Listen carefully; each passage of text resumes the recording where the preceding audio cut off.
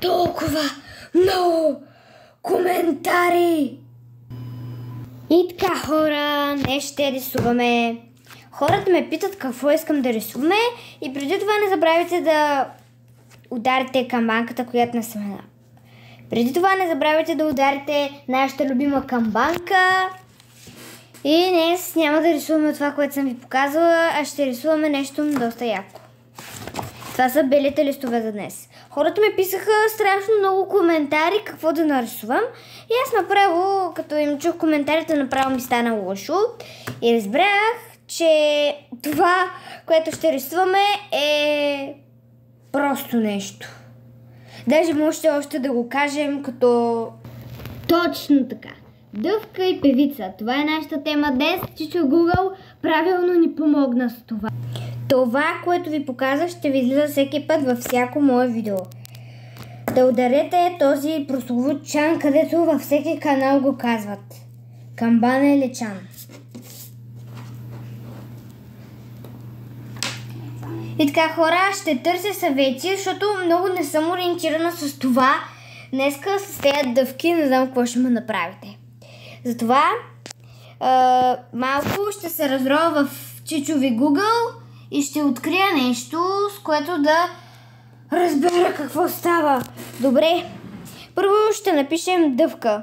Прощавайте, но моята клавиатура е малко стара.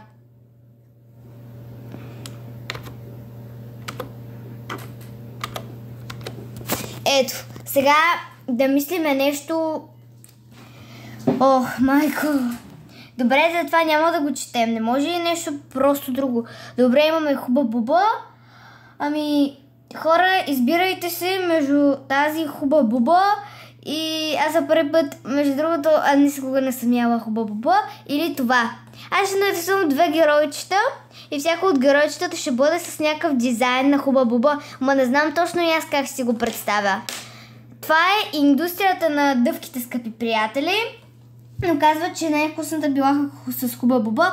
Те съм ги гледала. Изкуствен интелект се. Не обичам за това изкуствен интелект.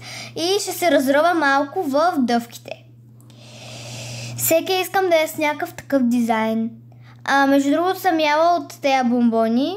Анди Студио не ги харесвам, не знам за вас. Карамел обожавам страшно. И за първи път ще илюстрирам дъвка. И така, вече да започваме да видим какви ще са дизайните на хората ми. Ще закрия с хуба-буба. Очите на момата се получиха малко странно, но нека да видим.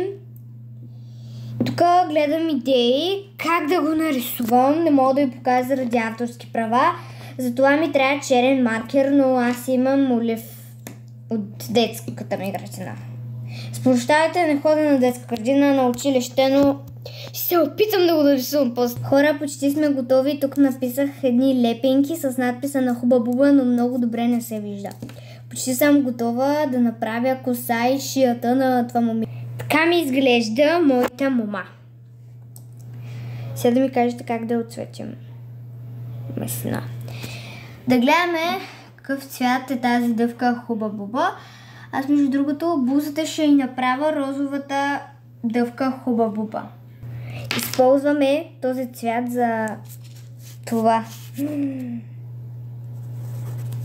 Това дали работи ли? Не. Добре, ще използвам малко моливи, като това розово. Да знам. Ей така, хора, виждате докъде стигнах. Ще правя тези. Значи, това е моето момиче. Това е зелената. Ето тази, както я виждате. Това е, ето тази с ананаса. С колата е обувките. Много не се вижда. Това, червеното е с ягоди и диня. А това има киви и лимон. Ябълка. Ето това е с други плодове. Между другото много на хуба-буба, но вече сега на вечер на мен не ми се търси толкова. Добре, сега следващото ще го направим в лилаво и преключвам.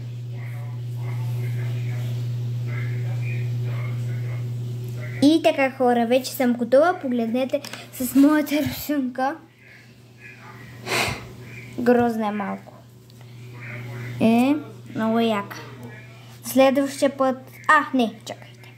Да ви покажа моята нова стая. Ето тук рисувам на новото ми бюро и тук са диваните, книгите, телевизора и леглото ми. Това да не знам защо и до нови срещи.